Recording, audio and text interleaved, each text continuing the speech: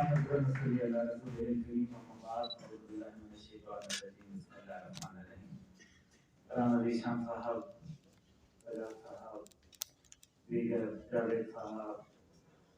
भाई वो मुझे नजर नहीं आ रहे, अपने प्यारे दोस्त शहजाद भाई अभी यहीं से मेरे साथ बाहर निकले, जावेद साहब, दीगर अहबाब दोस्त प्यारे भाई, अस्सलाम वालेकुम व रहमतुल्लाहि व बरकातहू।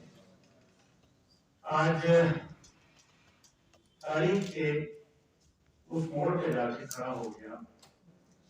सर्दियों की एक उदास रात थी और उस उदास रात से पहले कुछ ऐसे मनाज़िर देखने को मिले जिससे दिल बहुत टूट सा गया था।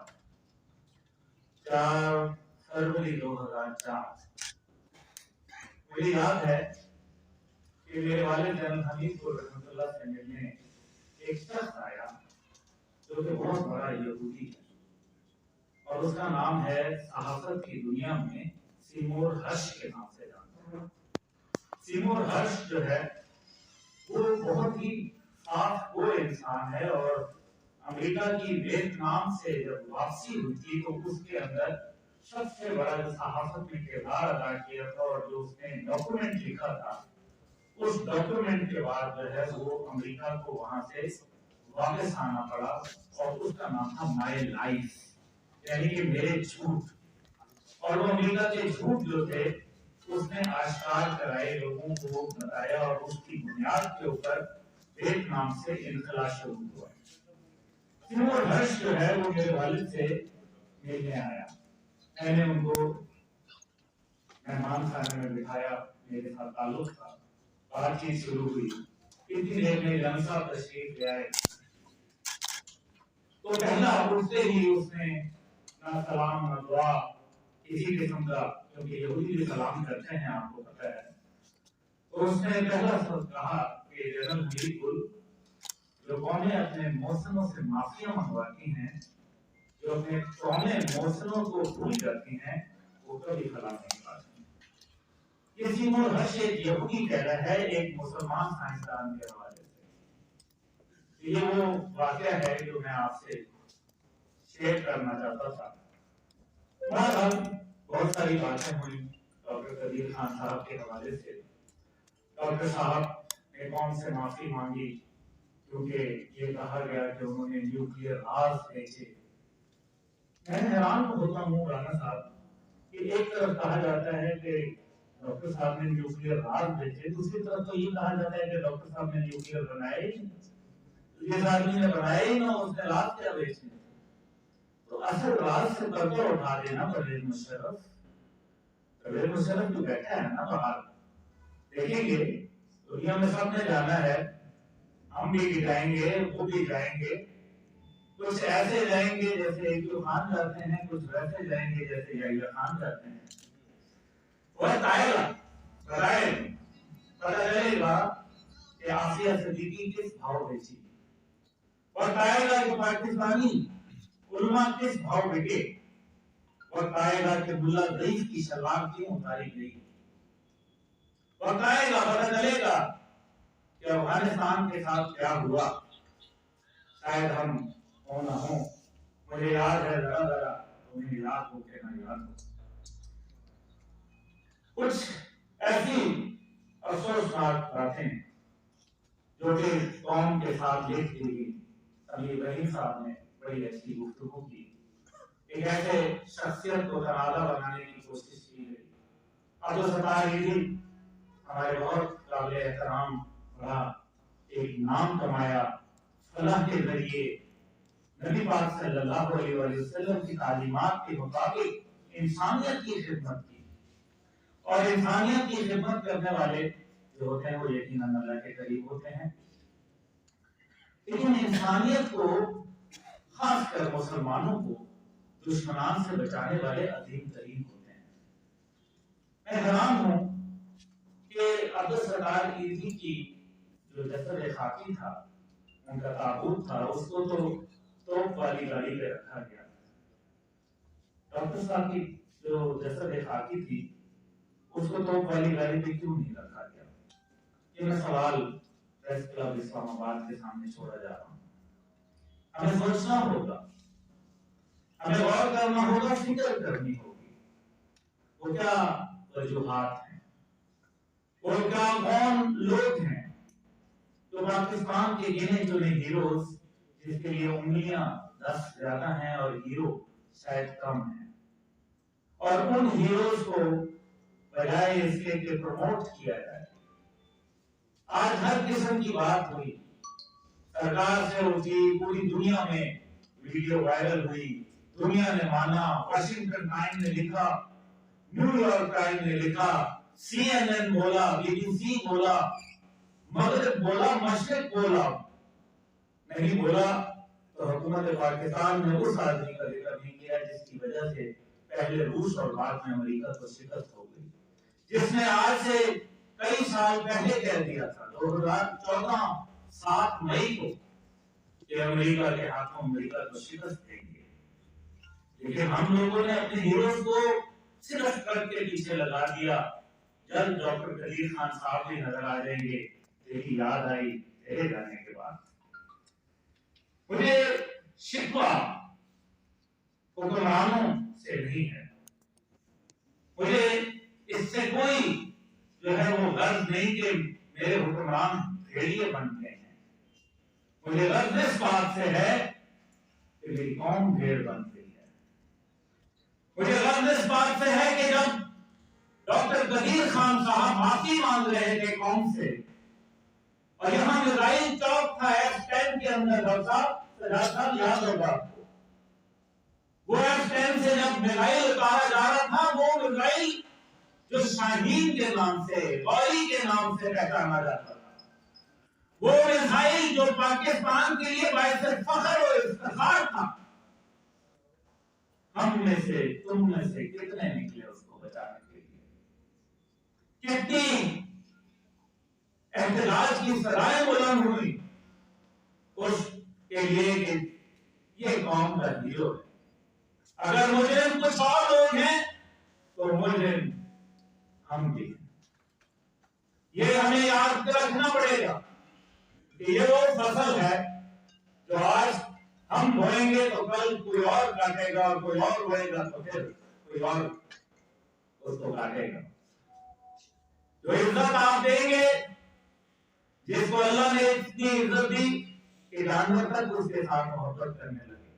क्या आपने देखा हाल है मेरा कि जब मैं डॉक्टर साहब के पास गया, अपनी रहलत से 2 दिन कबल मुझे मैसेज आता है डॉक्टर साहब का, हर रोज करते थे कोई ना कोई, अब्दुल्ला मियां करके बात करते थे, मोहब्बत करते थे, शफीक थे। तो मुझे उन्होंने मैसेज भेजा, खैर उसे जब अच्छा कबल मैं उनके पास गया, बताने का मकसद था, तो बंदर आ गए, और बड़े बड़े बंदर उनका क्योंकि मरगला के पहाड़ के बिल्कुल साथ थे, तो बंदर आ गए, एक के बाद 2 के बाद 10 11 12 बंदर आ गए। मैं थोड़ा सा बल्कि परेशान हो गया पीछे, क्योंकि बंदर तो हमला करता है, आपको आके मारता है, और डॉक्टर साहब ने अंदर से केले निकाले, बॉर्डर से बैठा हुआ नजर आ रहा है मुझे, हमारा बलूचिस्तान का सिपाही 1400 किलोमीटर नामुमकिन रिसालत का सफर तय करने वाला, पूरी दुनिया में वाहिद जवान, पैदल 1 महीने की मुसाफत करके आमले पड़ गए, पाँव की उंगलियां टेढ़ी हो गई। पूरी दुनिया के अंदर ये अगर एहसास है तो गोलान का इस लड़के को एहसास है, जवानान पाकिस्तान के इस बच्चे को आजाद है। अगर खड़े होकर के तुम्हारी शक्ल देखें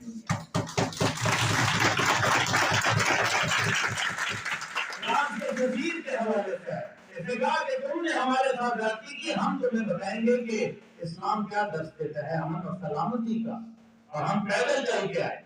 और मजे की बात है, इसके साथ एक हिंदू भाई आया, पाकिस्तानी हिंदू, और उसने जब पूछा उससे सवाल यही प्रेस क्लब इस्लामाबाद में, तो मीडिया ने उससे पूछा तो आप हिंदू हैं, आप यहाँ क्या कर रहे हैं? तो उसने कहा नबी आपके नहीं है, मेरे लिए रहमतुल आलमीन है वो। ये जवाब था। मेरे ख्याल में शाबाश की मुस्तहिक है। लेकिन तो डॉक्टर साहब के साथ वो सारे आए, बंदर बंदर उनसे केले शेले लेके प्यार भी करते रहे डॉक्टर साहब। तो अल्लाह ताला ने उनको जानवरों के साथ इतनी मोहब्बत अदा की थी, तो हमारे साथ कितनी अदा की होगी। उसकी सलाह ये मिली कि जो जिस तरह से सरकारी जनाजे होते हैं, जिस तरीके से कौमी हीरोज को खिराज तहसीन पेश किया जाता है, उनको मुतनाज़ा बनाने की कोशिश की गई। सोशल मीडिया की टीमें मुरतब कर दी गई उनकी किरदार कशी के लिए। क्या लेता था आदमी? आपसे पैसा मांगता था। कितनी जायदादें निकली, कितने फॉरेन करेंसी अकाउंट निकले, कितनी ऑफशोर कंपनीज निकली, कितने में जो है वो पैनामा लीक्स निकली, कितने पेंडोरा लीक्स के अंदर नाम आए? कोई आया? एक आदमी जिसके घर में एक पूरी अलमारी भरी पड़ी हुई थी मेडलों की, और वो मेडल ही मेडल पड़े थे। तो मैंने कहा कि डॉक्टर साहब आपको इतने ज्यादा मेडल दिए। उन्होंने कहा एक ऐसा मेडल दे दिया जो मेरे दिल के ऊपर दाग बन के चल। मैं शर्मिंदा हो गया, आंखें झुक गई, हिम्मत ना पड़ी कि क्या जवाब दूं इस मौसम पाकिस्तान को, इस मौसम इस्लाम को, जिसके लिए नवाज शरीफ साहब को पहली दफा जलसा करने की इजाजत दी गई। और ये बात किसी और ने नहीं बल्कि बादशाह अब्दुल्ला ने मेरे वालिद को बताई, और मैं वहां मौजूद था। सऊदी अरब के पहली दफा तारीख के अंदर किसी को सऊदी अरब की सरजमीन के ऊपर जलसा करने की इजाजत मिली, और वो मियां मोहम्मद नवाज शरीफ थे। उस वक्त जब एक्ट वाक़े करने के बाद वो वहां आए, और इस बात के ऊपर मिली, उनकी राती हैसियत में नहीं मिली, इस पाकिस्तान इस न्यूक्लियर की वजह से मिली कि जब न्यूक्लियर धमाके करने के बाद वो नवाफिल शुक्राने का ऐलान करने गए अरैन में, तो बादशाह अब्दुल्ला वहां तकरीर में उन्होंने कहा कि ये एक इस्लामी, ये तो पाकिस्तानी कौम है। इसके ऊपर आगे से जवाब आता है बादशाह अब्दुल्ला का कि मैं आपसे बड़ा सख्त नाराज हूं, आपने ये क्यों कहा कि ये पाकिस्तानी कौम है, ये तो इस्लामी कौम है, हमारा कौम है, सब का पाकिस्तान का मतलब क्या? ला इलाहा इल्लल्लाह। तेरा मेरा रिश्ता क्या? ला इलाहा इल्लल्लाह। पाकिस्तान का मकसद क्या? ला इलाहा इल्लल्लाह। तो जब नील के साहिब से लेके ताबत आके काश्मीर तक मुसलमान एक हो जाते हैं हरम की पासबानी के लिए, तो उनमें कुछ वीरकुल पैदा होते हैं, उनमें कुछ डॉक्टर यकीन खान पैदा होते हैं। और मैं बात को मुख्तसर करते हुए, डॉक्टर साहब ने एक दफा हमारे पास मुलाकात के लिए आए, तशरीफ लाए घर पे, तो मेरे वालिद को कहने लगे कि मैं आज आपका शुक्रिया अदा करने आया हूँ कि अगर आप हमें वो सिक्योरिटी ना फराहम करते, वो हमें आप उस महफूज अंदाज में ना आगे रखते, तो शायद हमारे लिए न्यूक्लियर बम बनाना नामुमकिन हो जाता। वो शख्सियत जिसने एक पेन की खातिर, जो वो पेन उनको पास होने के ऊपर उनके वालिद ने दिया, एक इस्तेमाल शुदा अपना पेन, तो हिजरत करते हुए जब डॉक्टर साहब आते हैं तो भारतीय सिपाही उनसे जबरदस्ती वो पेन छीन लेता है, तो बड़ा इल्तिजा करते हैं कि ये पेन मेरे वालिद का है, एक निशानी है, एक बाबरकत चीज है, ये मत लो। तो वो कहते हैं नहीं मैं लूंगा, जाओ जो करना है कर लो। उन्होंने कहा मैं बदला लूंगा, और उन्होंने अपना बदला दिया। आप गवाह हैं ना कि उन्होंने बदला दिया, गवाह हैं, आप गवाह देते हैं, गवाही देते हैं कि उन्होंने बदला लिया, हिंदुस्तान के साथ न्यूक्लियर बना के बदला लिया, पाकिस्तान को मजबूत तरीन बना के बदला लिया। हाथ खड़ा करके बताएंगे आप गवाह हैं, आप शामिल हो गवाही के अंदर, मैं गवाही देता हूं। और उन्होंने बदला लिया, और जब तक पाकिस्तान रहेगा और ताक़यामत रहेगा, और इंशाअल्लाह ताला दुनिया को एक दफा बताएगा कि हम पाकिस्तान है। हमारे पास मसला ही यही है कि हमने न्यूक्लियर हासिल किया, न्यूक्लियर की बुनियाद पे, डिफेंस की बुनियाद पे डायलॉग करना जरूरी है, डिफाई करना जरूरी है, उनको इनकार करना जरूरी है, ला का कलमा बुलंद करना पड़ेगा, उनकी नफी करनी पड़ेगी।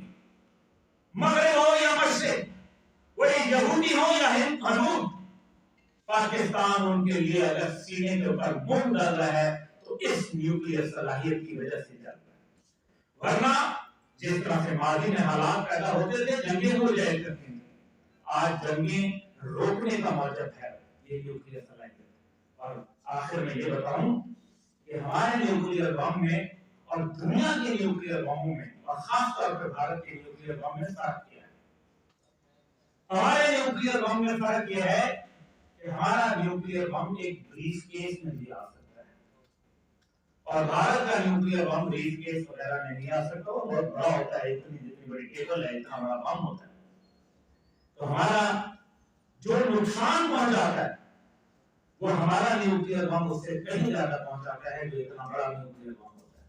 इसीलिए प्रोग्राम के अंदर जब धमाके हुए तो आपने देखा, और जब चावी के पहाड़ों के अंदर, हमारे बलूचिस्तान के पहाड़ों के अंदर जब वो न्यूक्लियर धमाका हुआ तो वो सुर्ख हो गया। अल्लाह अकबर और नायरा तकबीर की सराय जो है वो उसने आसमान तक जो है वो अल्लाह एक तरफ दुनिया को हिला के रख दिया।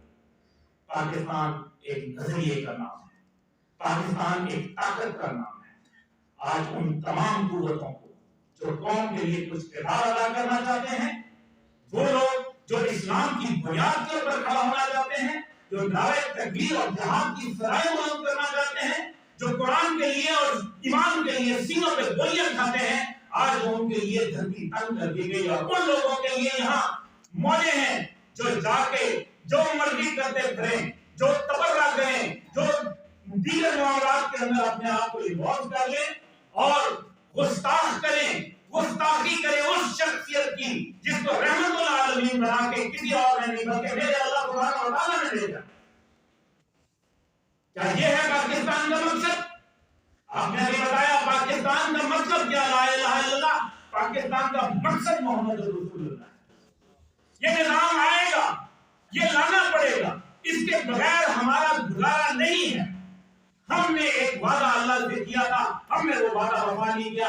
आइए नौजवानों, आइए एम्बेसडर को शेरों, आप खड़े हो जाएं, मैं खड़ा हो जाऊं, पाकिस्तान का एक एक जवान, एक एक बच्चा, एक एक बूढ़ा, एक एक औरत उसको खड़ा करें और कहें कि लाओ उस निजाम को जिसके लिए वादा करके कायदे आज़म मोहम्मद अली जिन्ना और अल्लामा इकबाल ने ख्वाब देखा और उसकी ताबीर की। आइए तकमीर पाकिस्तान करें, क्योंकि तकमीर पाकिस्तान बगैर मोहम्मद रसूलुल्लाह के निजाम के मुमकिन नहीं। और उस निजाम के साथ एटम बम की सलाहियत होने वाला पाकिस्तान, ईमान तक और जहाज की सबिलिल्लाह वाली फौज और गाजी और शहीदों की ये धरती, मैं नहीं समझता कि पाकिस्तान दुनिया का कमजोर मुल्क है। पाकिस्तान के अंदर हर रोज घुसने वाली आवाज को दबा दिया जाता है, क्योंकि मगरबी माशरे जो हैं वो इतनी बुरी तरीके से पाकिस्तान में छाए हैं कि उन्होंने पाकिस्तान की सोच को जो है मफलूज कर दिया। वो आजाद सोच, वो जहादी सोच, वो जो जालिम के सामने कलमा हक कहने वाली सोच, उसको रोकने की कोशिश की गई। छोटी सी मिसाल है, सड़कों के ऊपर रोडें ब्लॉक कर दी जाती हैं, लोग बेहोश हो जाते हैं, लोग जान दे जाते हैं, लोग जो है कहीं मजबूरियों में कहीं जाना होता है, कहीं आना होता है, कोई अस्पताल से, कोई स्कूल से, कोई किस जगह से, लेकिन कौम भेड़ की तरह खामोश होकर देखती रहती है। गजब खुदा का कि पाकिस्तानी कौम से गैरत नाम की चीज निकली जा रही है कि हम ये नाम जिसका कहीं नहीं तैमूर के घर से हमारे पाकिस्तान जिंदाबाद, डॉक्टर अब्दुल करीम खान जिंदाबाद। और याद रखें, डॉक्टर साहब हमारे हीरो हैं, हीरो थे और हीरो रहेंगे। जिसने जो कोशिश करनी है उनको बिगाड़ने की, जो चांद पे झुकेगा थूक उसके मुंह पे आएगी, हीरो के ऊपर नहीं आएगी।